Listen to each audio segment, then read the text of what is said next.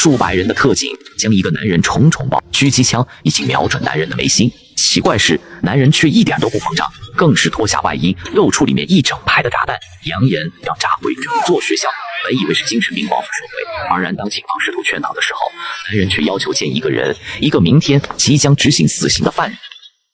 陈哥，你们是不是要打算跑？我告诉你没门，这四周全是狙击手，你敢有一点动作，我就毙了你！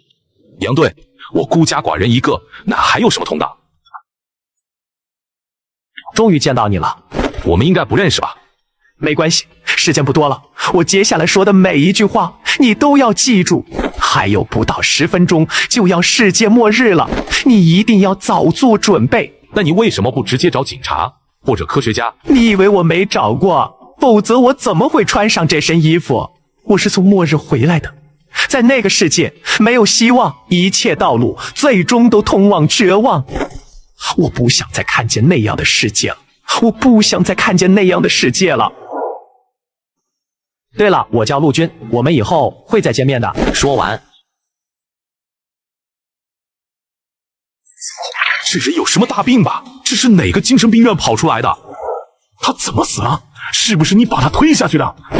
杨队，你看到我这样怎么推他下去？是他自己下去的。他说他叫陆军，是穿越者。他还说10分钟后就是世界末日，让我们做好准备。你他妈少跟我在这说胡言乱语，还穿越？还世界末日，小说看多了吧？留下一部分人解救人质，安抚学生情绪。小徐，咱们2个把他押送回去。陈哥就这样被押送回了囚车里。兄弟，你怎么进来的？杀人？其实现在的法律比之前宽松得多，如果认罪态度良好，加上自首，2审大概率会减刑到死缓，再好好劳改，通通关系，20年就能出来。到时候你也就50多岁。可是我嘎了8个人。这句话一出，徐威只感觉后背发凉。杨队，几点了？快12点了，怎么了？准确点，那个疯子对我说10分钟后是世界末日。我当时上楼正好是11点50分，也就是说中午12点就是他口中的世界末日。现在是11点59分48秒，怎么疯子的话你也信？时间一秒一秒的流过，囚车内部一片死寂。12点一到，我就说这是个精神病。你看12点了，末日呢？杨队，一会儿下班去喝点。可还没等杨正和回答，突然一个炸雷般的巨响传来，撞在了路边的护栏上。巨响爆发的一瞬间，所有人都失去了5、6秒的意识。左侧几十辆车连续追尾，司机们还没恢复意识，一辆大货车迎面撞过来，连车带人被碾得稀碎。这到底是怎么回事？小徐，快点给总部打电话，快！杨队，手机没信号啊！突然脸上一凉，下雨了。杨正和伸手一摸，却发现这个雨滴竟然是蓝色的。杨队，这雨不会有毒吧？我操，那是什么东西？那是什么鬼东西？杨队，快回来，快！完了！就在杨正和以为自己必死无疑的时候，一个极其凶猛的人猛地撞过来。陈哥，你怎么出来的？小心！陈哥立刻转头，手臂虚。你他们是人吗？别纠结了，你看天上那边蝠怪还没走呢。怪物再次俯冲下来，小徐，徐威崩溃的大喊，疯狂地射击，直接将所有的子弹全都射光，还在扣着扳机，最后一颗子弹射击正中怪物的翅膀。尼泊，这妖怪会说话。陈哥扫视一圈，指着不远处的一个法老：“我去救人，你先过去。看见门口的卷帘门了吗？我们2个一到，你立刻将卷帘门拉下来。”说着，陈哥快步对着怪物走过去。除一二，一傻看着，快点出去！好家伙，捅了马蜂窝了！陈哥头也不回，撒欢的跑。陈哥首先来到理发店中，直接抓住卷帘门往下拉。皮快门！几乎一瞬间，杨正和将卷帘门拉下锁死。滚出来！怀孕的女人正在大门外疯狂地敲打大门，而门内却有5个男人屏住呼吸，不敢发出一点点的声音。救命啊！救命啊！好像是个人，怎么办？杨队，别忘了，今天袭击我们的怪物能够通过翅膀震动模拟各种各样的声音，说不定外面的求救声还有女人的哭泣声都是怪物引我们上钩的诱饵。杨正和原本正拿不定主意，被陈哥这么一说，心中越发的动摇。这时候敲门声越发急促，我把卷帘门拉开一条缝隙，看看外面的情况。如果外面的是人，咱们就让他进来；如果外面的是怪物，咱们几个合力，他应该也进不来。我说哥几个，你们抽什么风啊？干嘛非要管别人啊？万一在开门的时候有怪物冲进来怎么办？万一这个女的本身就是个怪物怎么办？我是警察，不能见死不救。杨队，你是好人，救人心切，我们能理解。但用5个人的命，我要赌1个人的命，我怎么算这笔买卖都不值啊！人命不是生意，1个人要救，5个人也要救。突然从自己的衣服里掏出手枪。同志，警官好，咱们有话好商量，别拿枪啊！杨正和并没有将手里的枪指着众人，反而将枪指着自己的太阳穴。杨队，你这是什么意思？各位，现在这种情况，你们选择自保，我能理解。我这里有一个方案，一会儿你们把卷帘门拉开1尺，我去看看外面敲门的到底是什么东西。如果是人，我救他进来；如果外面的不是人，你们把我推出去，然后拉上卷帘门。我虽然不济，但好歹也有100多斤，就算打不过怪物，也能喂饱他。我不拖累你们。杨队，你能当成刑警队长，应该也不容易吧？为了别人，把自己搭进去值吗？陈哥，我想问你一句，你为什么杀了8个人？我不认为这中间会没有任何原因。你认为你做的这些值吗？值，就算给我再选1次的机会，我一样这么做。那我认为我现在做的事儿也是值的。小徐，过来开门。徐威没办法，只能准备把卷帘门稍微拉起，打算探头出去看看。突然被陈哥一把拽回来了。陈哥，你干什么？你这条命还是留着，带大家杀出去吧。你是好人，我陈哥佩服你。我和你不一样，我烂命一条。要是没这档子事，我明天8点多就要上刑场吃枪子。我不差这半天，我去。陈哥探出头，看见的并不是恐怖的画面，而是这个20多岁的女人。不仅如此，还大着肚子，应该是个孕妇。孕妇看见卷帘门开了，艰难地趴下身体，一点点地往里面爬。陈哥看不体谅，立刻缩了。郑和立刻将卷帘门拉上，所有人都将目光放在这个孕妇身上。别怕，我是警察，能不能告诉我外面现在是什么情况？孕妇一边啜泣，一边小声说着外面的情况。我叫杨婷婷，是一家超市的收银员。天空发生巨响的时候，我直接昏过去了。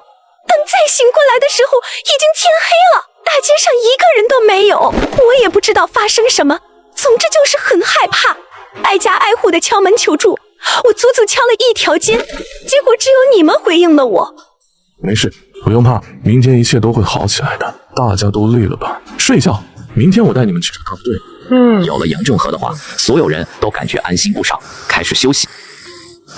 第2天，大家都醒了过来。杨正和要带领大家去更安全的地方，却发现理发师不见人影了。大家极力寻找下，在厕所找到了理发师的裤子，窗户和门都未被打开。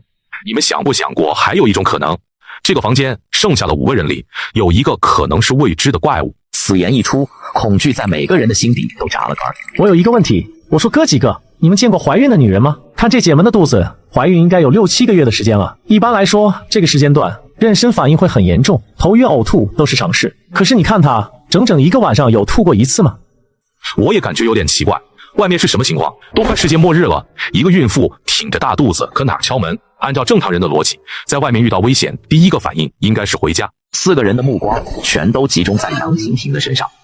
妹子，我们也不为难你，现在的情况不明朗，你把你肚子上的衣服撩开。你们要干什么？你们别过来！你们为什么要欺负我一个女孩子？我怎么你们了？你别害怕，我们没别的意思，只是现在这个情况。总之，我以警察的名义保证你不会受到任何伤害。突然间，杨婷婷好似换了个人似的。好，你过来，我只告诉你一个人。我感觉好像有点不对劲。我没事，她一个女人能把我怎么样？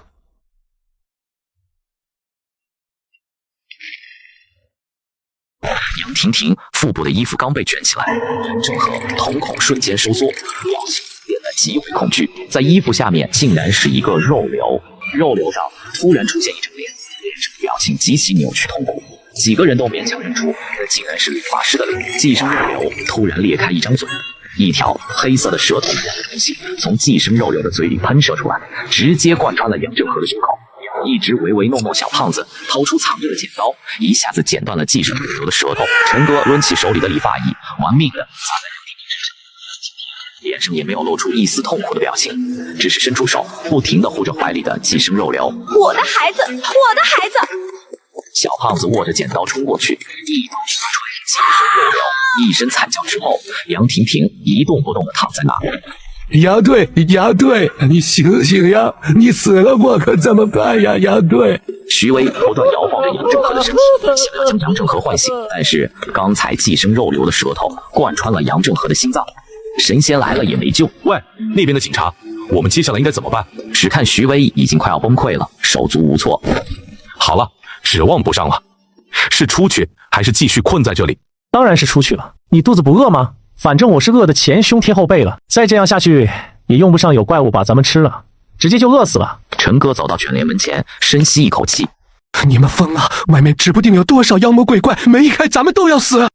这位警官，请你冷静一下，这地方已经不能带人了。你看地上的黑色液体，这些东西肯定有剧毒，液体是会挥发的，用不了多久，这个空间里就全都是剧毒。你是在这里等死，还是跟着我们一起走？你要想清楚。徐威还没等做选择，陈哥已经将全联门拉开了。学校的窗户上出现一个向男人挥手的特警，但是当男人赶到学校的时候，特警竟然凭空消失了。学校更是一个学生和老师都找不到。更奇怪的是，上课的教室里连桌椅板凳一个都没有。怕也没用，来都来了，而且外面也不见得有多安全。你们两个过来看看，这是什么？只见墙壁上有一排小拇指粗细的弹孔，好似曾经发生过战斗。这地方有问题，先离开再说。可是外面也不一定安全啊，人应该都藏在楼顶或者高层，只要我们再往上爬2层，就一定能找到大部队，到时候我们就安全了。你想送死的话请便，我不奉陪了。陈哥，别忘了你还是囚犯。但我现在就是逃犯了，有本事过来抓我。徐威脸皮抽搐一下，我要是有这个胆子，早就动手了。开个玩笑，你们两个咋还生气了？等等我啊！3个人急匆匆地往楼下走去，很快就到了出口。只见他们进来时候的大门口，此时已经被数不清的桌椅堵得严严实实。我们不会是真的见鬼了吧？我们之前上来的时候还没有这些桌椅，一上一下最多3、4分钟，到底是什么力量能将几百套桌椅摆放在这里？要不咱们3个把这些桌椅搬开吧，用不了多久的。 3人正准备上前搬桌椅，突然堆积成山的桌椅摇晃起来，从最上面掉落几个桌子，在落地那一环变成了一堆肉块，那肉块不断向前滑动着。别傻看着了，跑！这到底是什么东西？一团白花花的东西跳了进来，这团肉块开始膨胀，渐渐的竟然变成了一个人形，看上去像是学校的老师。这个怪物能变成他吞掉的东西，不仅那些桌椅板凳是人也是。妈的，先干他！很快，自制的长矛被怪物同化，以稀有体。我们绝不能碰到这些肉块，要不然我们的身体也会被转化成这个怪物的一部分，打不过跑。但门外已经密密麻麻站满肉块。拼了！如果这些东西连火都不怕，老子认了！陈哥点燃捡到的一块布，一路冲锋。果然，这些肉块感觉到高温，哗啦一下子全都退来了。很快，手里的火熄灭了，大门却被白花花的肉块堵住。小胖子看见墙边学校的平面图纸，我发现这栋楼不仅仅一个出口，教学楼后面紧连着的是学校食堂，旁边还有一条消防通道。都跟我来！不到2分钟，他们就来到了学校食堂。食堂墙壁上全都是弹孔，不仅如此，后门竟然已经被炸塌了。操！我早就应该想到了，如果后门能离开，学校里的人早就跑了。就在他们3个全都意志消沉的时候，陈哥身后发出了一个吱的声音，发出声音的竟然是一个冰箱。惊讶地发现，冰箱里竟然有一个小孩子。这孩子是肉块变的，还是幸存者？这应该是个人。理由很简单，肉块虽然能够变成人的样子，但是他们无法复刻人类的眼神。小弟弟，你说吧，我们不是坏人。这个小男孩胸口有一个校牌，上面有他的头像和名字。小孩子刚刚出来，陈哥对着陈乐乐的鼻子就是一拳，小孩被打得直翻白眼，鼻血就像2道喷泉喷出来。有血，这次真能确定他是人了。乐乐对吧？叔叔是警察，告诉叔叔你是怎么活下来的。老师让我躲进冰箱里，告诉我无论听到什么声音都不能出来。难道是和冰箱的温度有关？这温度，他通过温度定位，其实也不一定是低温，高温应该也行。他之前就很怕火，厨房里应该有很多可燃物品吧？大家一起找找。徐威和陈哥也开始找，不一会儿，他们找到了一些消毒酒精、一袋子面粉。面粉可以制作粉尘爆炸，我打算用这玩意儿炸开门口的那些肉块。一听到粉尘爆炸这几个字，剩下的2个人眼睛都亮了。一袋面粉不一定能够，我再去找找。徐威很快就找到了一个地下室的入口，可就在他打开地下室门的一刹那，整个人都愣住了。陈哥和小胖子听到尖叫声，急忙冲过来，整个地下室里竟然已经被那种浑浊的白色肉块挤满了。这不会就是那些怪物的本体吧？啊，怎么办？这玩意把我们害得这么惨，直接烧了它。4个人一起从刚刚发现的酒精巨大的肉块上，庆幸的是，这些肉块一直处于休眠状态。孙贼用别了！呼的一声火，将整个地下室都烧着了。肉块被烧着以后，瞬间清醒，肥硕巨大的身体才是疯狂扭曲。可是烧着烧着，这些白色的肥肉开始变得有金属光泽。妈的，把这点忘了，这玩意儿能转化成它吞噬的任何东西，火烧不了变成铁块的怪物，快跑！很快，洒在肉块表面的酒精就燃尽了，这块铁坨又慢慢的变回了肉块。这团肉块开始快速瞬间冲破了地下室。我操！这玩意儿是不是生气？小胖子和陈哥2个人跑得最快，徐威还背着陈乐乐，眼看后面的肉块越来越近，突脚下一滑，扑通一声倒在地上。乔子，徐威刚刚站起来，如同炒菜，如一张血盆大口，没有一丝犹豫，徐威抓起地上的陈哥。徐威的2条腿竟被白色肉块紧紧裹住，陈哥扑身上去了，抓住了徐威的手，想把他从白色肉块里拽出来。徐威的双腿已经被白色肉块同化腐蚀。我快算着，好检查吧。别说了，我带你出去。走不了了，不走了，我挡住他，你们跑！徐威用最后的力气打开一碗医用酒精，将酒精淋在自己的身上。没时间了，你是个隔人犯，别磨磨唧唧的，不差我这一个，快！陈哥掏出打火机，闭着眼睛将徐威点燃。一瞬间，徐威变成了个巨大的火球，直接挡住了冲过来的白色肉球。陈哥不敢回头看，一手抓着陈乐，一手拽着面粉，玩命的往门口跑。散落在空气中的面粉颗粒接触到火源，其表面受热，产生可燃气体，再与氧气混合后生成爆炸性混合气体。成千上万的颗粒连续进行反应，就会变成威力巨大的粉尘爆炸。火的确烧不死这个怪物，但面粉的爆炸可以让这些肉块短时间内失去判断能力。我们必须趁着这个机会跑出去，机会只有一次。很快，整个大厅布满了粉尘。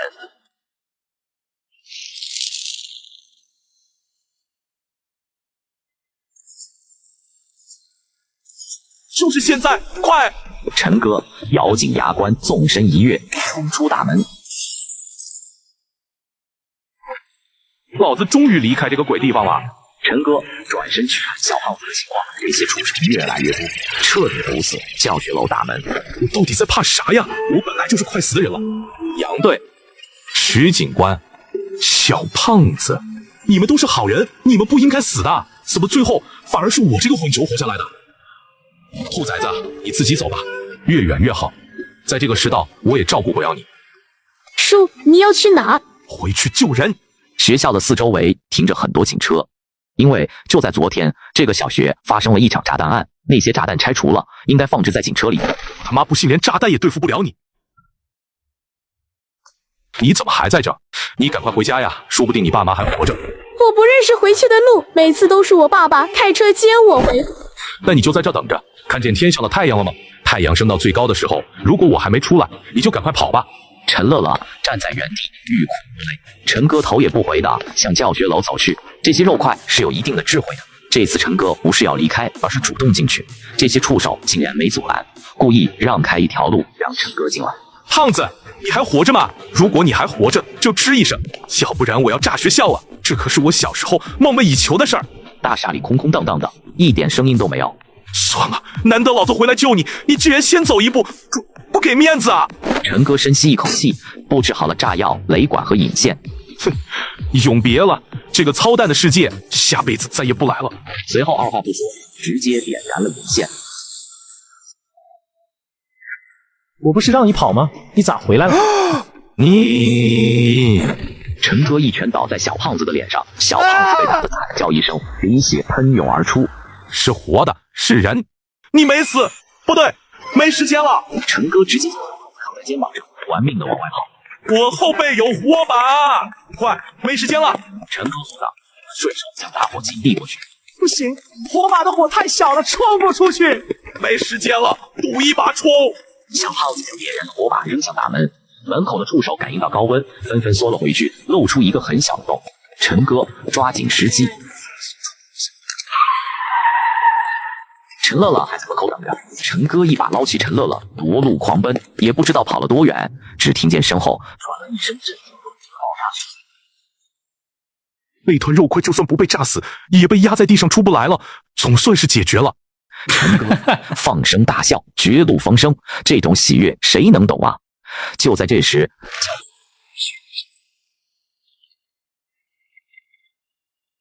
我终于知道为什么上百名全副武装的警察都逃不掉了。这已经不是人类能对付的怪物了，刀枪不入，冰冻不伤，火烧不死。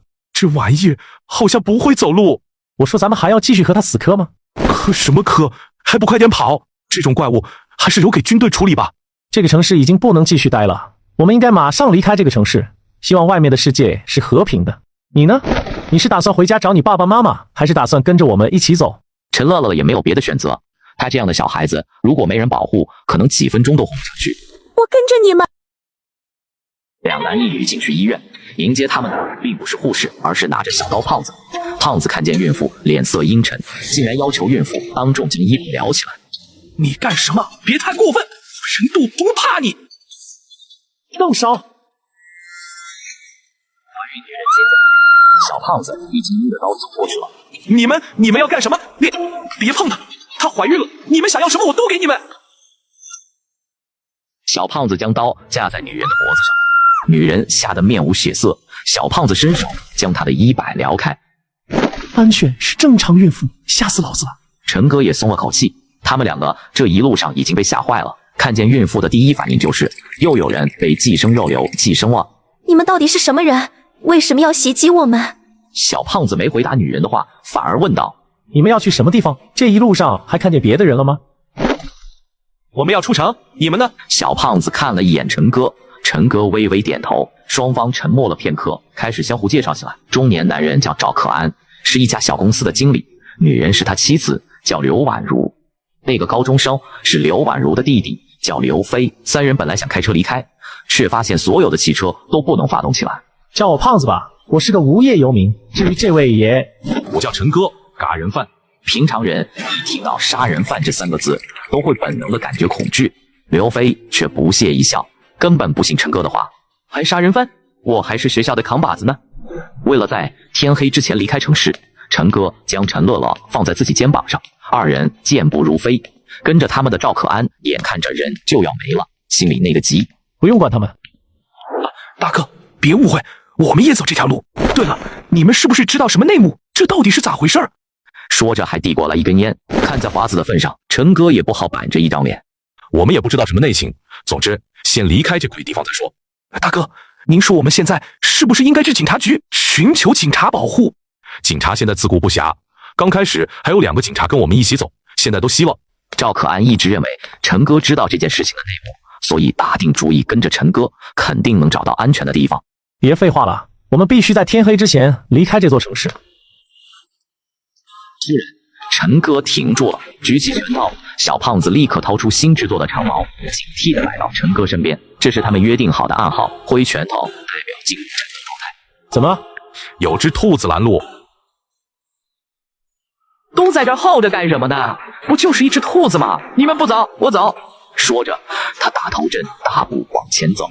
陈哥想要伸手去拽刘飞，但被小胖子拦住了。好良言难劝，该死鬼！我们能救他一次，还能救他一辈子。小飞，你快回来！刘婉如突然发出刺耳的尖叫声，一道巨大的黑影突然从地下飞出。你们看清楚刚才到底是什么东西了吗？我看到一点，不过不敢确定。从地下冲出来的东西，好像是一条大鱼。你确定？你确定有一条鱼从地下冲出来了？这他妈的不科学！刚才那只兔子消失了，会不会根本不是为了吓唬我们，而是为了警告我们前方有危险？结果被我们无视了。可安，你能不能想办法把小飞救回来？这孩子不听劝，搞成这样子，能怨谁？刘婉如看着自己亲弟弟奄奄一息，自己却无能为力，忍不住哭起来。没办法，他只能将目光投向陈哥和小胖子，希望他们两个能帮忙。然而这两个人直接无视他的眼神。婉如，你这是干什么啊？你还怀着孩子呢？你们袖手旁观，我能理解。小飞和你们本来就没什么关系，我不能强求你们去救他，但是他是我亲弟弟，我必须去。刘婉如捂着大肚子来到弟弟身边，轻轻摇晃弟弟的身体，突然感觉脚下一黑，一股寒意涌上心头。刘婉如知道刚才咬掉弟弟胳膊的那个人来了，一个巨大的身影从地下窜出来。就在这千钧一发的时候，陈哥捡起旁边的板砖，猛地砸向鲨鱼的眼睛，砖竟然直接穿透了鲨鱼的脑袋。但即使如此，这一板砖还是影响了鲨鱼的视线。鲨鱼的攻击从刘婉如的身旁划过。开玩笑吧，元素化。陈哥突然意识到了很重要的事情，从地下小心翼翼地拿起一块石头，随后他将石头丢到了远处，石头和地面发出了轻微的碰撞。但就在这一瞬间，大鲨鱼再次从地下冲上来，一口将石头吞下去。我有一个不太成熟的想法，看来咱们两个想到一块去。男人身上矿泉水瓶每跑出6秒都会停下来，往远处扔一瓶矿泉水，而男人做这一切的原因是他们的脚下正有一只虎视眈眈的鲨鱼，只有靠着瓶子掉落在地上的震动吸引鲨鱼的注意，他们才有机会冲到跨境大桥上。大家准备！几乎就是一瞬间，一条巨大的黑影从地下一口将矿泉水瓶吞下去。好，这条鲨鱼能够在土里游泳，但跨江大桥下面是空的。陈哥在赌这条大鲨鱼没办法来到桥上。跳！瞬间，所有人都停住了脚步，屏息凝神。只见混凝土的路面下，一只鲨鱼鳍悠哉悠哉的往众人这边游过来，每一个人心脏都跳到了嗓子眼。可任何人终究是不一样的，并不是每个人在危险中都能保持冷静。赵可安的心脏都快要跳出来了。终于，那条大鲨鱼来到了他的脚下。这一刻，赵可安的精神彻底，一边大叫，一边往大桥的方向奔。别跑，他看不见我们。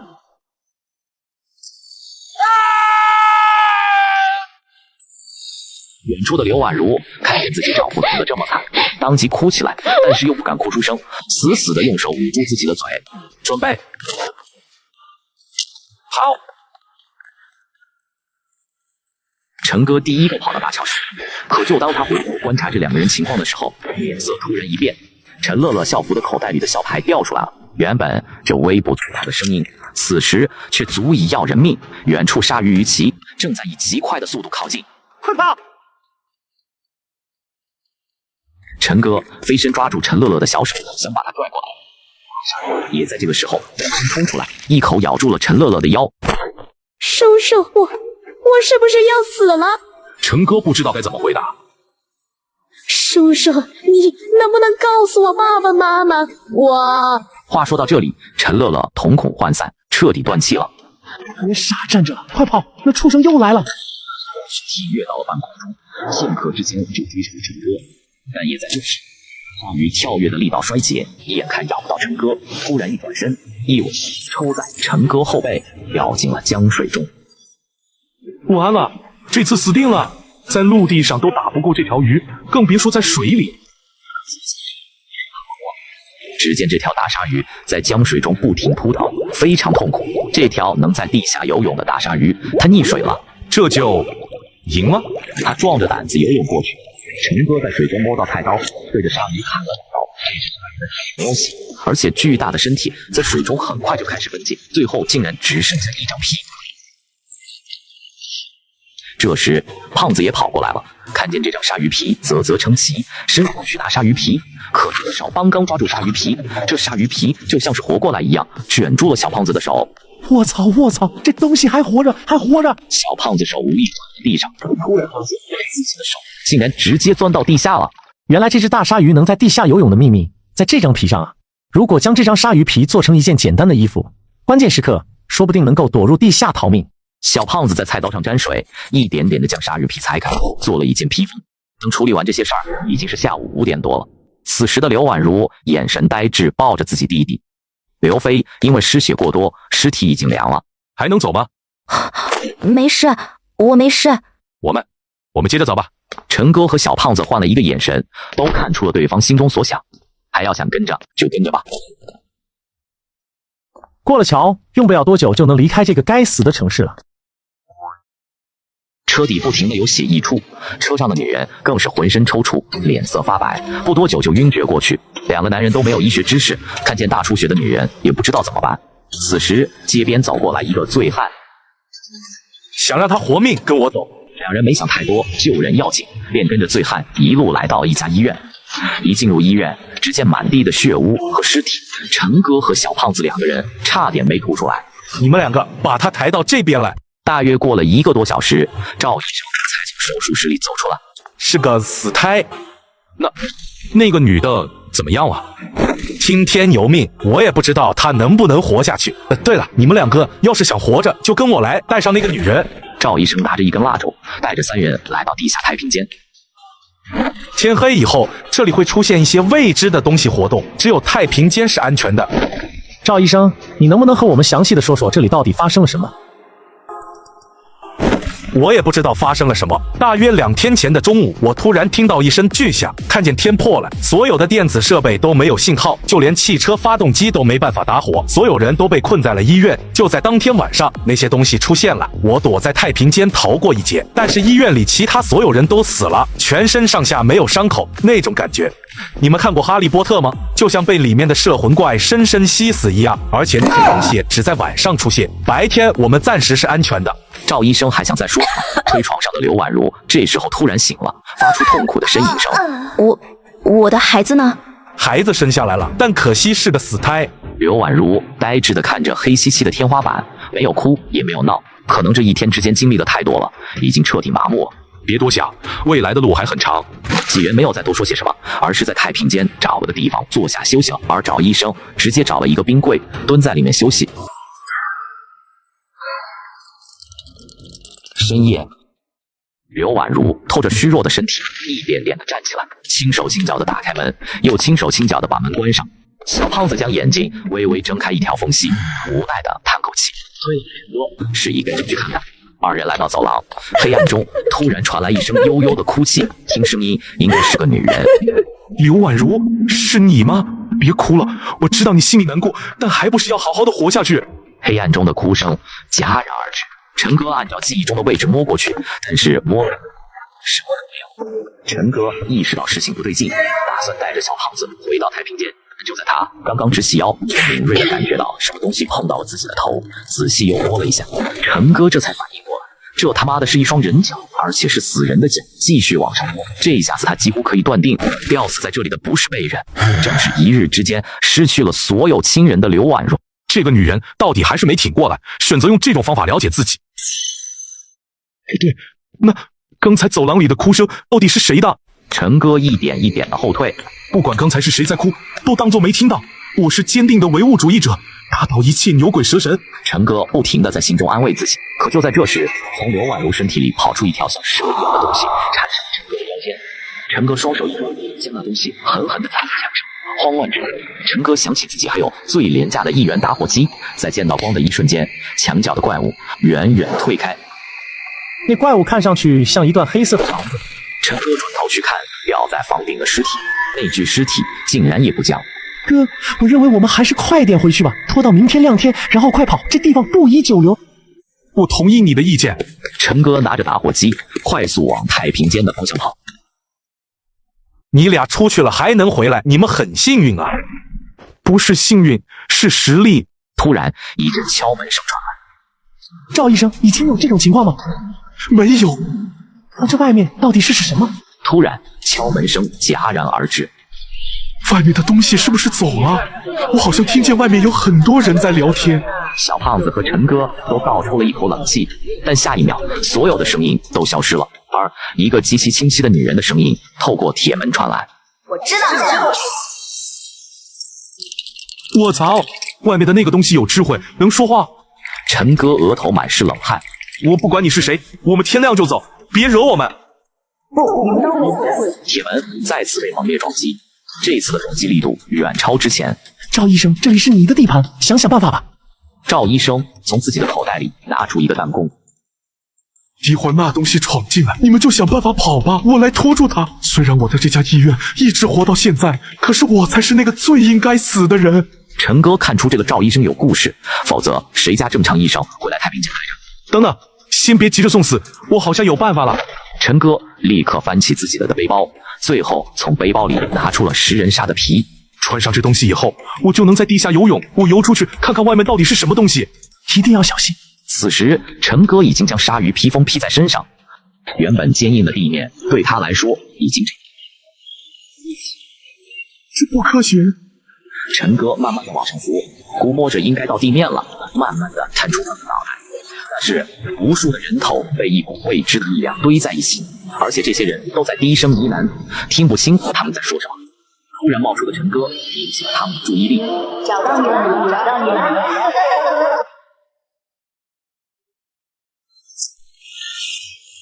男人被吃人的怪物追赶，眼看就要被追上，而男人并没有害怕。只见他取出一件神奇的披风，往身上一穿，瞬间就能潜入地底。然而男人并没有逃走，而是游出一段距离后，故意探出脑袋，等待怪物追赶上来。在追出几公里后，男人一个冲刺，无影无踪了。这下怪物应该离开小胖子他们够远了。陈哥回去找赵医生和小胖子，却发现太平间的大门竟然被破开了。太平间内部空空如也，小胖子和赵医生已经不见了。难道我也离开了这段时间？赵医生和小胖子遇到袭击了。突然传来了急促的脚步声，陈哥立刻屏住呼吸，凝神倾听，很快辨认出这个脚步声是赵医生。赵医生，你和小胖子跑哪儿去了？你走后没多久，胖子突然就发疯了，拿着菜刀对我疯砍，我只能打开门跑出去。多亏我对这里的地形了解，跑了一圈把他甩丢了，这才敢回来。陈哥心头一沉，可小胖子物理抗性可能不高，但精神抗性应该很高啊，不应该出现这种情况。不管这些了，先找个安全的地方。除了太平间以外，医院最安全的地方在哪儿？天台地形宽广，而且现在是夏天，最多再有1个小时就能看见阳光，这些怪物是绝对不敢接触阳光的。那先上去。没走几步，黑暗中一个身影拖着斧头一步步逼近。赵医生一看就知道战斗力不会高于5，留在这里也只是添麻烦。你先上楼，这里交给我。赵医生立刻跑上楼梯，往天台跑去。可当陈哥看清人影以后，倒抽了一口冷气，因为出现在这里的不是别人，正是小胖子。小胖子，你还记得我吗？小胖子抡着消防斧冲过来，对着陈哥就是一斧头。陈哥毫不留情，一拳轰在小胖子的脸上。小胖子被打得连惨叫声都没发出来，直挺挺的躺在地上不动了。虽然不知道小胖子被什么东西给控制了，但是控制小胖子的怪物怎么也没想到，这竟然也是个战五渣，战斗力弱的一批。突然，两个诡异的东西竟然从小胖子的眼睛里钻出来了，竟然是2颗黑色的眼球。这他妈的是什么原理？陈哥捡起掉在地上的消防斧，准备对着这2个眼珠子砸去。这对眼珠子虽然不会说话，但也能感觉到，竟然再次钻到小胖子的身体里。这玩意儿还挺轨道，只要能把那对黑色的眼球取出来，说不定他就能恢复正常理智。能做到这一切的，肯定是那位外科赵医生。陈哥只能背着小胖子往6楼走，但就在4楼和5楼的楼梯口，又有一个熟悉的身影拦住了他。大妹子，你也在这儿啊？你要是敢过来，信不信我现场给你表演一个9转大肠制作教程？刘婉转身往5楼走廊的深处跑。看来这个怪物也是有记性的，知道打不过我，这次见面就跑。可是还没等他得意1分钟，刘婉如领着一大堆无头尸体回来了。妈的，原来不是逃跑，是回去摇人。陈哥就算再勇武，也不可能同时面对这么多怪物。陈哥背着小胖子一路跑到3楼，就在陈哥摸不清楚情况的时候，后背的小胖子突然剧烈的咳嗽起来。疼，睡觉的时候好像被人揍了一拳。你可终于醒过来了，快点想想办法解决眼前的情况。小胖子还不知道发生了什么事，陈哥尽可能的将事情简短解说。如果你说的都是对的，我大概知道发生什么事了。一切的开端应该是一具被肢解的诡异尸体，这具尸体的肉块能够控制其他尸体，人头、无头尸体、刘婉如都是这样被控制的。那你怎么没被控制？现在没有，可能因为我还是个活人吧。现在怎么办？大脑控制这些诡异肉体活动的东西，一定是大脑。你刚才不是说有个人头球吗？你猜大脑会不会就在人头球最里面？你不知道之前的混蛋把我追得多惨。你要是不敢的话，我自己去。我脑子里现在还有2颗眼珠子，天知道这玩意有什么危害。就你那2下子，我劝你还是别去送死。你去6楼找赵医生，我来解决剩下的事情。你也别逞能了，2个人总算是有个照应。在医院，别可能没有，但是医用酒精要多少有多少。2人在药房找到了大量的医用酒精，然后来到了1楼，这里聚集了很多尸体。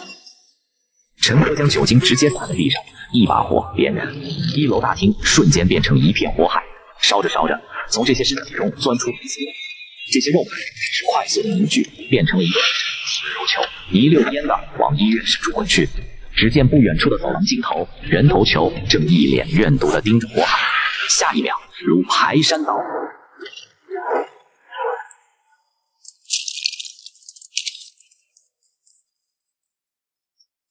这玩意儿怎么打？知道怎么弄死他了。陈哥把手伸进自己衣服里，将鲨鱼披风拿出来。哥，你不会想穿着这个直接跑路吧？不是给我穿，是给他的。就是现在！陈哥飞身上前，将鲨鱼披风直接罩在人头球的人上，瞬间，人头球脚下的地面直接变成水潭，直接沉到地下。接着一把将鲨鱼披风撞起来，人头球脚下的液体又变成了固体。罪魁祸首就应该是这玩意儿了吧？他将消防服举起，砸在黑色头颅上。我操，不对，这脑子里面是空的，大脑去什么地方了？大脑肯定藏在最安全的地方，天台。以正常人的思维来思考，天台是阳光最足的地方，这些黑色的尸块肯定不会去天台，但是这东西偏偏反其道而行之。怪不得刚才上楼的时候这么多尸体把咱们挡住了，原来是为了不让咱们靠近大脑。糟了，赵医生还在天台，快点上去！男人不停地敲打出水箱，敲破一个又一个，直到最后一个水箱被敲破，终于找到他要找的东西，一个鲜活的大脑。原来这个大脑连接着整个医院所有怪物，只要破坏这个大脑，那么男人就能安全地离开这所恐怖的医院。弄死他！大门突然被撞开了，一堆诡异的黑色肉块直挺挺地撞过来，竟然变成了一个黑色的巨人。巨人伸手将水箱里的大脑拿出来，重新放进自己的脑袋里。这东西的身体组织能侵入人的身体活动，不要和它有接触，只要拖到天亮就是我们的胜利。对了，我体内那对眼珠怎么没出来？其实人的大脑根本就意识不到眼珠的存在。我读书少，你千万别骗我。是真的，但如果人的眼睛受到重创，要立刻把眼球摘除，否则一旦让大脑意识到眼球存在，会产生排斥反应，你的眼珠说不定会爆。等等，如果真像你说的这样，我身体里的那2颗眼珠根本就回不去。果然，这个巨人没有眼睛，根本就看不见东西，只能伸手不停地下滑啦。既然这东西看不见东西，那么我们只要不发出声音，拖到天亮就安全了。然而，让所有人都没想到的是，黑色巨人伸手从6楼拖进了一个人，竟然是刘婉如。黑色巨人直接把他的眼珠装在自己的身上。我就说不能用常识来解释这些东西。黑色巨人看见陈哥，怪叫一声冲过来。他妈的，大不了就是一死，现在已经躲无可躲，避无可避。你们往后退，我来会会他。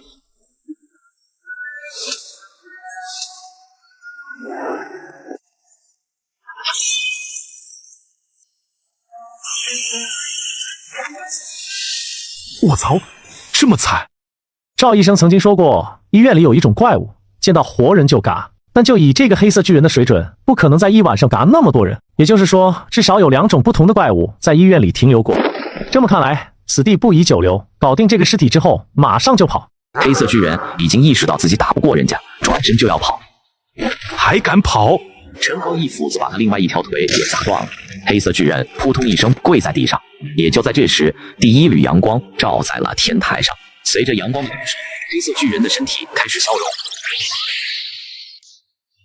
3个人都瘫软在天台上，这一夜可以说心力交瘁。等等，这个巨人死了，那我体内的那一对眼球怎么办？要不现场做开颅手术？赵医生一共做过几场开颅手术？我又不是脑科专家，我擅长的是外科。脑科这玩意儿技术含量有点高，不过没关系，我可以摸索着来，经验都是慢慢摸索出来的。你给我滚！不就是脑子里有2颗眼珠子吗？这有啥大不了的？打死我都不做开颅手术。小胖子说话的时候，突然感觉自己手心里好像有什么东西在。低头一看，一颗橘子大的黑色眼珠从自己的肉里分离，就出现在自己手心里。小胖子急忙拿着这玩意儿去晒太阳，结果发现这颗黑色眼珠根本就不怕阳光。突然，小胖子似乎感觉到了什么，伸手用力揉揉眼睛。不对劲，我怎么多了个视野？我的视觉感知力和这玩意儿连在一起了。这是超能力啊，解释不了，现在医学根本就解释不了。这技能如果当侦察兵简直绝了，反正对你的身体好像也没什么危害。咱们还是快点离开这里。赵医生，你是打算继续留在这里，还是和我们离开？赵医生思索了很久，最后再慢慢点头。好，我跟你们一起走，反正待在这最后也是个死了。不过你们等我一下，我还有点事要做。3个人一起回到地下室，赵医生将酒精洒在太平间，最后一把火把整个太平间都烧着了。赵医生看着太平间，眼神非常复杂。陈哥默默地看着赵医生，停尸间冷藏柜里的某具尸体，可能是赵医生非常珍贵的人。赵医生，该走了。走枯萎的花葬了一整夜，生锈的感情有风下雨天，无数次想过离开的画面，对你热烈爱曾经也是冷眼。男人只是打了个盹，起来之后竟然发现日历上已经过了3天3夜。奇怪的，男人自己好像什么都记不得了，刚站起身就一个踉跄摔倒在地上，感觉一身的酸疼，就好像刚刚跑了1000米一样。这到底是怎么回事？突然院子里一个黑色的影子一闪而过，小胖子强忍着酸疼追了上去，一路追到了苞米地。陈哥，你在吗？在的话吱一声。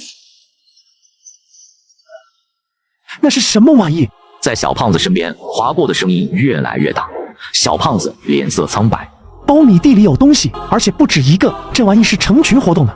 就在这时，一个刺耳的尖叫声从小胖子的身后传来，他急忙转身，一团黑乎乎的东西直接跳到他身上，小胖子瞬间慌了手脚。完了，今天我王五人竟然要死在这儿了。就在他已经绝望的时候，就听到扑哧一声，小胖子抬头一看，出现在他面前的竟然是赵医生。这玩意儿只是看起来吓人，没多厉害。不信你看，他吓唬你这么半天，你不是一点伤都没有吗？小胖子这才低头去看，那到底是什么玩意？定睛一看，不由得倒抽一口冷气。这是蜘蛛，把这东西吃了。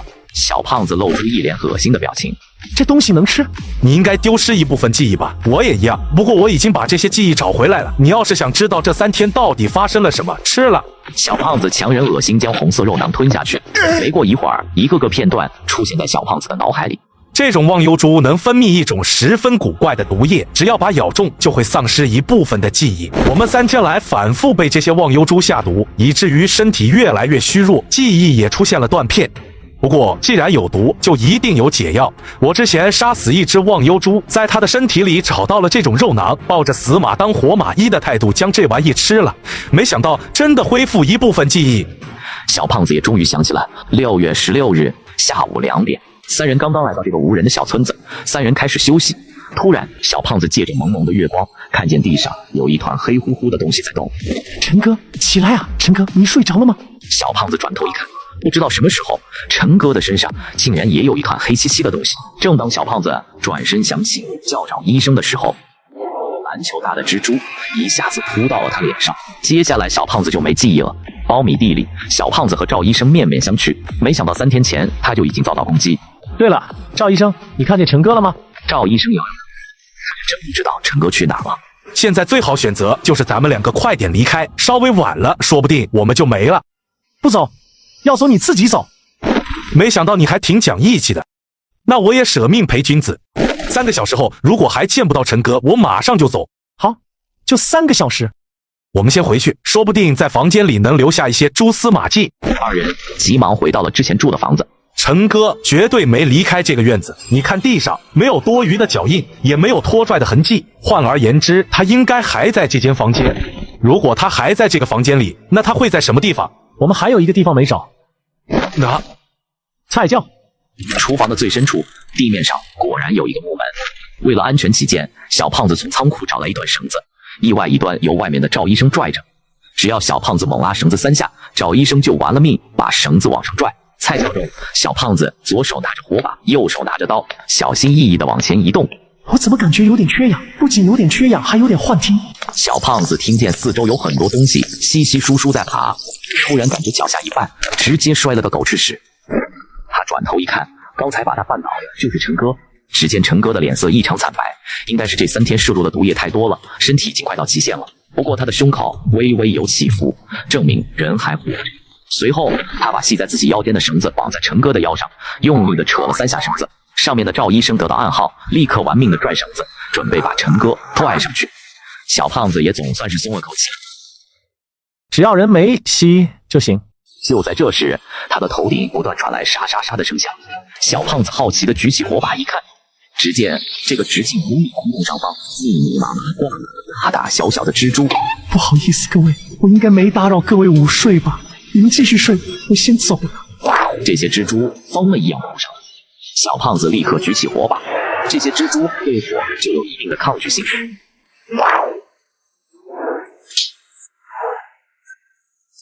快点关门，那里面全是蜘蛛！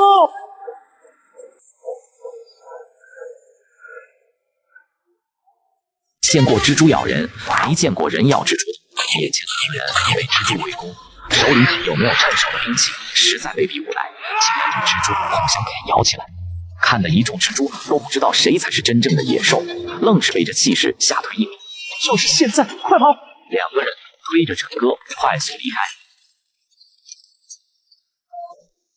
赵医生，你没感觉这四周有点吵吗？不知道。四面八方所有的玉门都开始哗啦的响，紧接着一只又一只网路蛛从公路两边的玉米地里爬出来。赵医生，要不咱们2个还是拼命吧？赵医生盯着正在包围过来的蜘蛛，眼神中竟然闪过一丝解脱。要不这场冒险就到这儿吧，经历这么多好玩的事已经很值了。老赵，你不要放弃治疗啊！你不想活下去，我还想活呢。胖子，能在死前遇到你和老陈，我很开心。没想到世界末日，我还能交到2个知心朋友。突然，这些蜘蛛好像得到了什么信号，潮水一样向2人冲过来。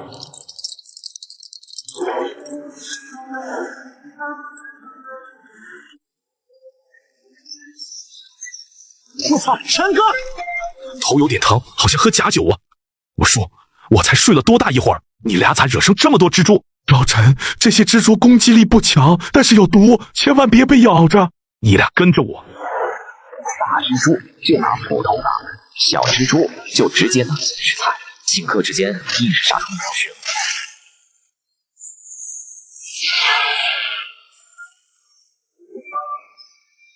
你们2个先走，来了个大家伙啊！但很快，一只庞然巨物出现在他们眼前。我操，那蜘蛛比小汽车都大，陈哥搞得定吗？你俩要是在这碍手碍脚，我肯定搞不定。找个安全的地方躲起来。陈哥一甩手，鲨鱼披风瞬间在身上，脚下的空地变成水潭。急得在地上撞一拳，用蜘蛛腿不断戳地面。陈哥此时已经悄悄地游到了巨型蜘蛛的正下方，接触蜘蛛，外壳是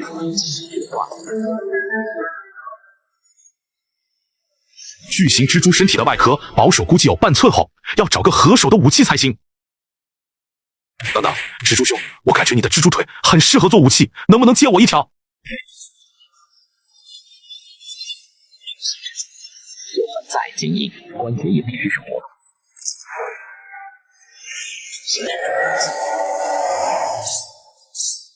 这条蜘蛛腿要是放在古代，绝逼是把神器。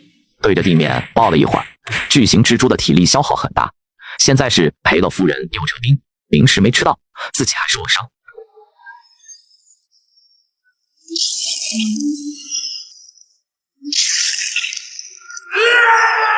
巨型蜘蛛被刺穿了，没过一会儿就彻底不动了。收起鲨鱼披风，陈哥招呼赵医生和小胖子回来。胖子和赵医生看着巨型蜘蛛的尸体，竟然不知道该作何反应。千言万语最终汇聚成一个字：牛逼。陈哥休息片刻，拿着消防斧将巨型蜘蛛剩下的7条腿全都卸下来。蜘蛛兄，你虽然死了，但是我们会永远记住你的。你真是个大公无私的蜘蛛，死了还要给我们送装备。赵医生用针管抽出一些忘忧蛛的毒液。赵医生，你收集这些东西干什么？说不定以后用得到。没看过末日电影吗？末日中最恐惧的并不是各种各样的怪物，而是人。人心如魔，人才是世界上最可怕的生物。没过一会儿，赵医生收集了好几管忘忧毒液。走吧。随后跟着陈哥、小胖子踏上新旅程。妈，我梦见你和弟都过世了，太好了，太好了，你们没事了。我叫陈哥，是个隔人犯。虽然明知眼前这一切是个梦境，但是我就是不想醒过来，因为我实在太想你们了。小时候父亲过世早，家里穷，上学时总被同学笑话，我从不争辩，谁笑话我就揍谁。因拳头硬，长得高大，同龄人中没人打得过我。11岁那年，班上与我关系最差的同学找了3个村子里的混子，把我堵在胡同里，拿刀逼我跪下来磕头认错。我1打4，打伤2个混子，还把那同学踹得七窍流血。从此在10里8村一战成名。但事后母亲带我挨家道歉赔礼，花了不少钱，我这才知道打伤人要赔钱。12岁上中学，母亲为让我收心，带我去城里学校，但老师得知我之前的事，对我冷嘲热讽，还联合同学孤立我。我觉得读书无用，一心想跟大哥混社会。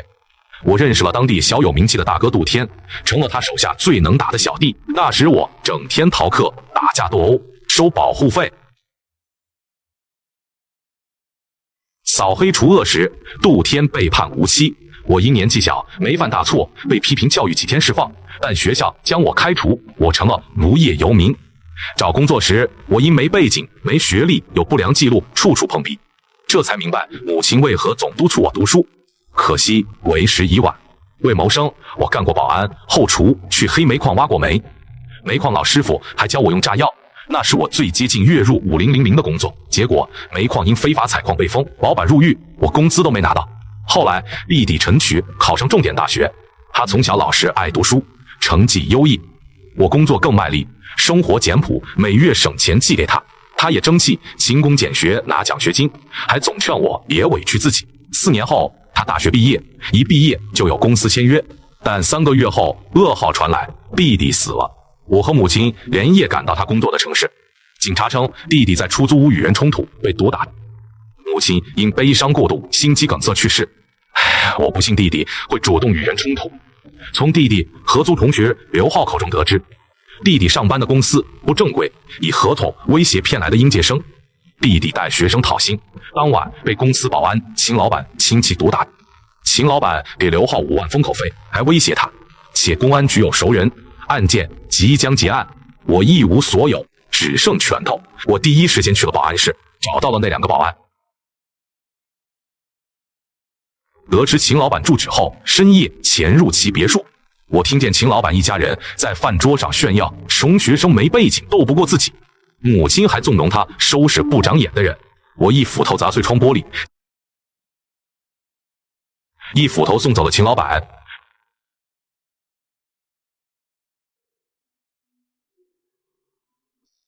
接着再送走秦老板的父母、妻子，连秦老板的儿子我也没有放过。最后我一把火烧了别墅，坐在台阶上用老人机拨打110自首。喂，是警察吗？我嘎人了。你怎么了？发疯了？打自己干嘛？是不是工作上有困难？没事，都过去了。小华呢？小华在吗？儿子不是在写作业吗？快6点了，我得快点做饭。赵医生看着这十分平常的一幕，笑。如果这一切都是真的，该多好啊！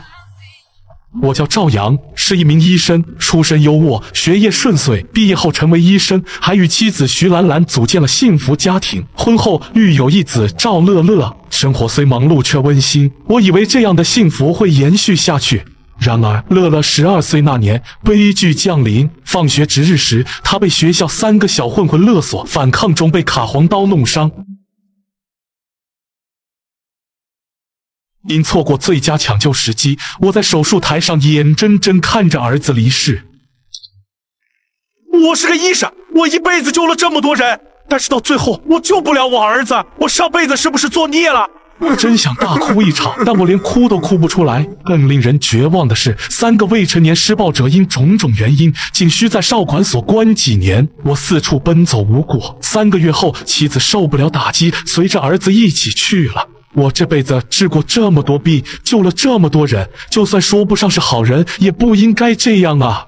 这一刻，我对这个世界彻底绝望了。万念俱灰的我，将妻儿尸体安放在医院太平间，准备陪着妻子一起走。就在这时，世界末日悄然来临。医院病人、医生相继离奇西亡，尸前都称脑子里有东西尖叫。一夜之间，医院成了人间炼狱，而身处太平间的我却奇迹般活了下来。当我因饥饿走出太平间时，看到2个男人推着浑身是血的孕妇。医者本能让我开口：你们要想救她，就跟我来吧。命运的齿轮再次开始转动。这栋大厦也好，眼前的妻儿也好，都是自己幻想出来的东西，只要自己离开，幻想瞬间就会破灭。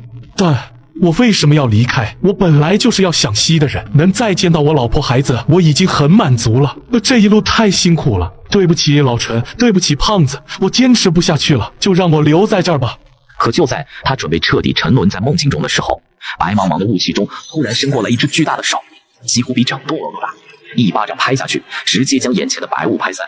我们赵快醒醒，醒醒，放下心中的执念，就能从幻境中走出来了。陈，哎，死胖子，你是多大的劲儿啊！老赵啊，你可吓死我！你终于醒过来了。你扣我人中不行，你这死胖子怎么没被幻境困住？我叫王武仁，一个普通的不能再普通的人，出身工人家庭，在父母的期望下读书，成绩不错，高考上了2本，又听从父母建议考上公务员。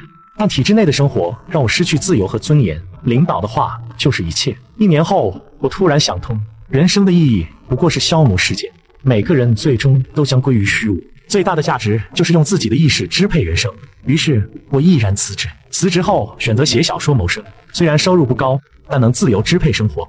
没想到末日突然降临，我在末日中结识了朋友，把这场灾难当作一场大逃杀游戏，坦然面对生死。而此刻这个虚无的梦境，正是我内心想法的映射，只要放下心中的执念就行，就能轻轻松松走出来了。而我本来就无欲无求。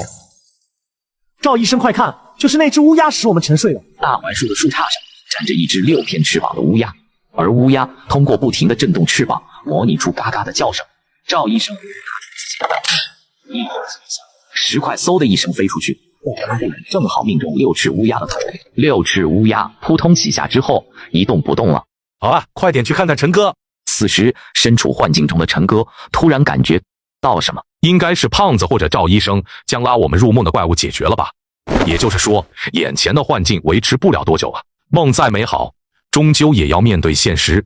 看着坐在炕头正在给自己缝衣服的母亲，陈哥不知道怎么开口。大陈是不是要走了？妈，我不用说了，妈都知道，外面还有人等你吧。去吧，只要你能开开心心的活下去，妈就知足了。陈哥跪下来重重磕了3个头，自己这一辈子上对得起天，下对得起的，从不亏欠任何人，唯独对不起自己老娘。年轻的时候惹事闯祸，让他担心；长大了也没本事没钱，没办法让母亲过上好日子。好了，别哭了，这么大个人，怎么还像小孩子一样？去吧。弟，照顾好吗？我走了。陈旭用力的点头，陈哥快步往外走，他不敢再回头，生怕自己一回头就永远都出不去了。闭着眼睛一路狂奔，不知道过了多久，突然身体传来失重感，睁眼一看，自己正靠在村口的大槐树上。胖子，你干什么？我只是想打醒你而已。胖子，赵医生，你们2个都是怎么脱身的？胖爷，我免疫各种精神伤害。赵医生苦涩一笑。要不是胖子一巴掌将自己扇醒，我自己恐怕这辈子都出不来。对了，这个孙子我们到底进不进去？胖子，你那对黑色眼珠最远能离你多远？要不用那对眼珠看看？好主意。小胖子将2颗黑色眼珠照出来，一甩手，2颗黑色眼珠一蹦一跳的进入村子。没啥特殊的，就是个普普通通的村子。看看有没有啥东西能充当代步工具。片刻之后，小胖子突然大叫：“不对，村子里面有活着的东西！”一听到小胖子这么说，陈哥和赵医生都紧张起来。现在这个世道，任何活着的东西都会要人命。啥玩意儿？好像是一头正在吃草的黄牛。牛。一觉醒来，男人发现自己被关在了棺材板中，更惨的是，棺材竟然被埋在了5米深的土里。男人使劲地敲打棺材板，可在极小的空间里面是很难发力打破棺材板的。正当管中的空气越来越稀薄的时候，男人摸到了自己的背包，还好鲨鱼披风还在。陈哥迅速穿上鲨鱼披风，身下的木板瞬间变成了液体，整个人下陷了地下。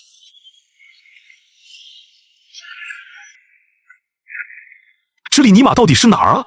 胖子和老赵他们俩到底咋守的夜？2个人都守不住我一个人。突然，远处传来一声哞的牛叫，陈哥立刻顺着牛叫的声音，小心翼翼摸过去。走了大约50米，陈哥看见前方趴着一只黄牛，小胖子背对着自己，正坐在牛车上，一动不动，仿佛雕塑。胖子，你是不是睡着了？老赵呢？救人救人救人！老赵、老陈，墓地墓地墓地！突然，小胖子口中的呢喃突然断了，取而代之的是一个十分尖锐的叫声：“他们都该吸，他们都该吸！”哈哈哈哈！陈哥快就意识到了，被活埋的不仅仅是自己，赵医生也被活埋了。陈哥，快去救！老赵这边顶得住。胖子，你这倒是咋回事啊？快，没时间！陈哥知道现在没时间浪费了，如果犹豫，2个人都救不回来。胖子，对不住了。当断则断，陈哥立刻从牛车上找到一把铁锹，随后他拿着火把一路狂奔回到刚才的墓地。一个个挖开很慢，但如果一个个看，最多2-3分钟就能看一遍。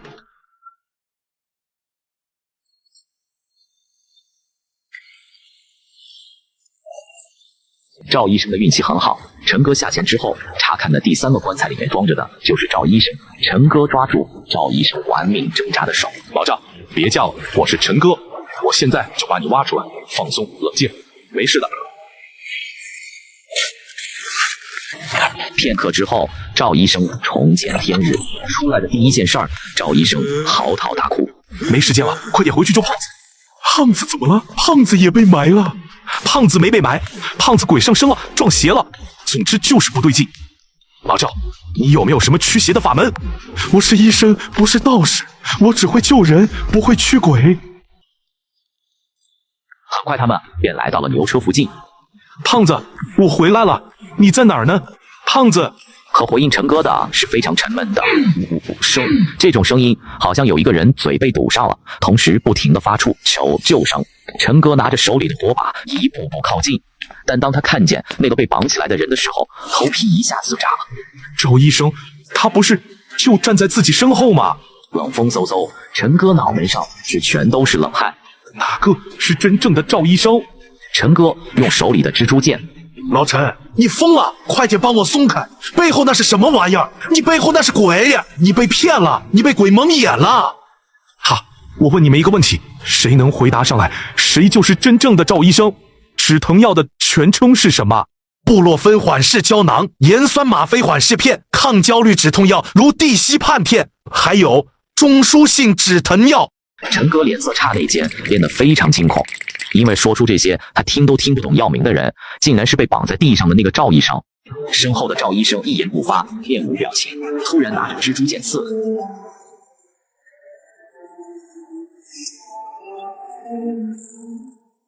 盗版赵医生身体开始融化，最终变成了一具伏羲。你是谁？胖子呢？我把他藏起来了。你想要什么？你要是想让他活，必须一命换一命，你们2个得心甘情愿的死一个。我去年买了个表。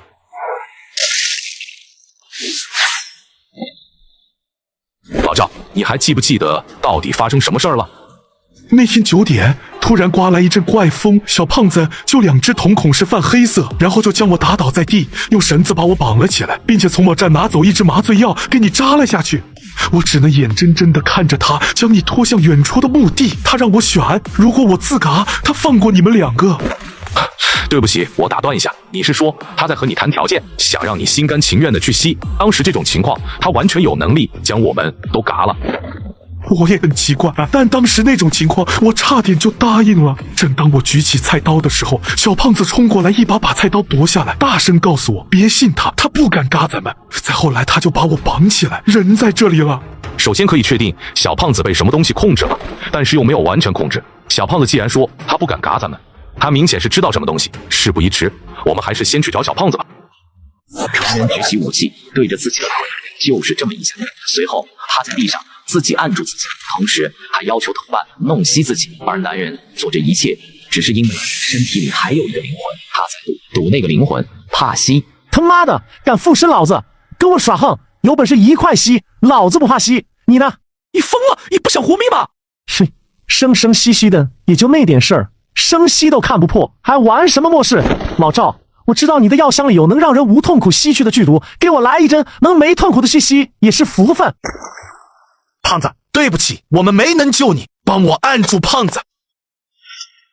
你们疯了，连自己人都嘎，禽兽不如！一帮畜生，不和你们玩了。神志触电抖了一下，随后眼神逐渐变得正常。我回来了，真是我，他走了。看见小胖子真的回来了，陈哥如释重负。你给他打到底是什么？葡萄糖而已，我也没想到怪物竟然这么怕吸，稍微吓唬一下就跑了。话说胖子，这到底咋回事？这种替吸灵看起来挺可怕，但实际上惨得很。它虽然是灵体，但还保持着活人的感官，会饿会渴，是作为灵体，它没法吃东西。也就是说，饿不得食，渴不得饮，困不得眠，又吸不了，永远的在这受罪，这简直就是活着的地狱。解脱的办法只有一个，那就是有人心甘情愿的代替他成为替吸灵，他才能从这种状态下解脱。那我们现在怎么办？跑撒，干他！他只能附身在人体上，他肯定就藏在那片坟地里。找，掘地3尺也要给他找出来，不挫骨扬灰，难解我心头之恨。老赵，你能不能先帮我处理一下伤口？3人扛着武器一路来到坟地，这要一个一个挖，多久才能挖完？陈哥突然想到一个好办法，穿上鲨鱼披风以后，除了陈哥能在泥土中游泳，还能带各种武器道具，但唯独不能带活物。可是尸体已经不能算是活物了。片刻之后，陈哥拽着一具已经腐烂很严重的尸体上来，小胖子抡起消防斧。妈的，要不是这孙子，老子现在都美美的睡觉啊！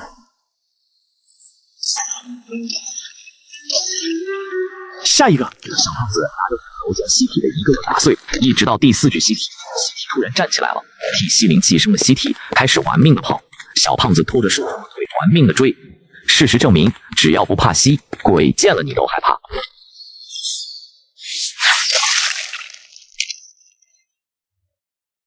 停！你嘎不吸我，我可以随意附身任何人或者尸体上。你们走吧，我不嘎你们了。咱们井水不犯河水，怎么样？犯你个头！不一会儿，陈哥把下面的尸体都拽上来。奇怪了，提西林跑哪去了？这附近肯定还有一具尸体，这具尸体是从之前的村子一直跟随我们而来的，并不是坟墓中的尸体。可是眼下一片漆黑，茫茫荒原，去哪找这具尸体啊？放火，把这片荒原一把火都烧了，不管它藏在什么地方都没用。他们3个人以3角形站着，面对3个方向。陈哥弯腰假装点火，突然这一声叫道：“有了，左前方！”只见一人影一瘸一拐的往荒原外跑。陈哥举起手中的蜘蛛剑，当成毫毛，对着前面的黑影射过去。别赶我！别赶我！老实回话，你是从哪来的？原本就在地球，还是在别的地方来的？我也不知道，我就感觉淋了一场雨，然后就醒了。他口中的雨指的是不是？难道是蓝雨？我再问你个问题，为什么知道要找替身？西林也很茫然。这就像是本能。其实我也不确定。的确，绝大多数生物都会有自己的生物本能，就像人类的婴儿一出生就知道找奶吃。你都成鬼了，哪来的生物本能？你以为是玄幻小说，神兽有传承记忆吗？小胖子给了陈哥一个眼神，既然什么情报都没套出来，那留着也没用啊。